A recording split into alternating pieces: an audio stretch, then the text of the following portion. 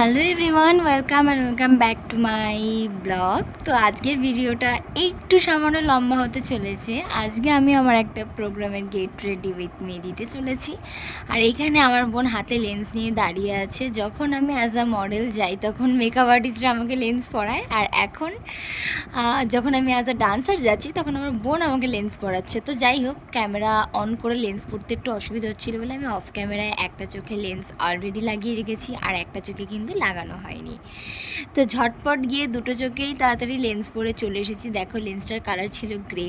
কেমন লাগছে লেন্সটা পরে আমাকে অবশ্যই জানিও। স্কিনটা অনেক ড্রাই লাগছিল। আজকে আমার একটা প্রোগ্রাম, তোমাদেরকে আমি বলেছিলাম যে রবীন্দ্র নজরুল সন্ধ্যা একটা প্রোগ্রাম আছে আমাদের। তো যাই হোক, ঝটপট আমি রেডি হয়ে যাচ্ছি সেটার জন্যই। আর একটা টিস্যু নিয়ে কিন্তু পুরো মুখটা প্রথমে ভালোভাবে মুছে নিলাম, তারপর টোনার দিয়ে মুখটা একটু হাইড্রেটেড করে নিলাম, তারপর একটা সিরাম দিয়ে কিন্তু মুখটা একটু চমকে নিচ্ছি। সত্যি বলতে এগুলোর কাজ কি আমি কিন্তু জানি না, কিন্তু পার্ট বাই পার্ট করতে থাকি। আমি কিন্তু কোনো মেকআপ আর্টিস্ট নই, যেটুকু নলেজ আমার মধ্যে আছে সেটুকু দিয়েই আমি সাজতে গুজতে পছন্দ করি নিজের মতো করে। তো বেফালতু আমাকে জাজ করো না, আমি কিন্তু কোনো মেকআপ আর্টিস্ট নই। আমি অ্যাজ আ মডেল যাই, মেকআপ আর্টিস্টদের থেকে কিছু নলেজ আমি গেইন করি কিন্তু আমি নিজের মতো নিজের উপর অ্যাপ্লাই করি। তো পার্ট বাই পার্ট না হলেও আমার এই ভুলভাল মেকআপটা একটু সহ্য করে নিও তোমরা। তো ঝটপট আমি ফাউন্ডেশন লাগিয়ে নিয়ে চলে এলাম কনসিলারের পালায়। তো কনসিলারটা ভালোভাবে মুখের যে জায়গাগুলো দেওয়া উচিত সেই জায়গাগুলো দিচ্ছি, আর যেগুলো দেওয়া উচিত না সেগুলোতেও দিচ্ছি।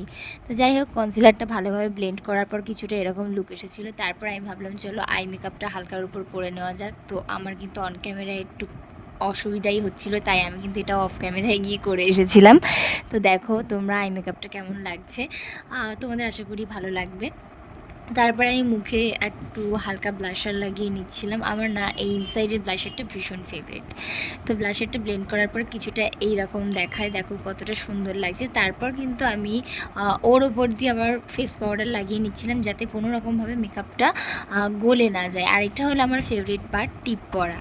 টিপ কিন্তু আমার আজকাল সব জামার সাথে ক্যারি করতে ভালো লাগছে, অবশ্যই মানানসই জামার সাথে।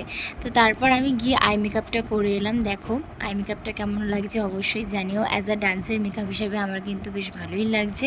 তারপর আমি এখানে লিপসটা ড্র করে সুন্দর করে একটা মেরুন কালার লিপস্টিক লাগিয়ে নিয়েছিলাম। তারপরে আমি হাইলাইটার লাগিয়ে নিচ্ছিলাম। হাইলাইটার বরাবরই না আমার হাত দিয়ে লাগাতে বেশি ভালো লাগে।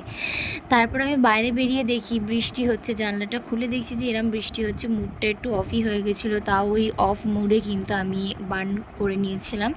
আমি ভাবছিলাম বারবার যে আমি বা আমার যে স্টুডেন্টরা তারা কি করে এই বৃষ্টিতে নাচবে, কিন্তু অ্যাট লাস্ট দেখলাম বৃষ্টি কমে গেছে আর ওয়েদারটা খুবই ঠান্ডা ঠান্ডা ছিল। আর সত্যি বলতে প্রোগ্রামও ভীষণ ভালো হয়েছে। তোমরা খুব তাড়াতাড়ি লং ব্লগ পাবে। আর এই হলো আমার ফাইনাল লুক।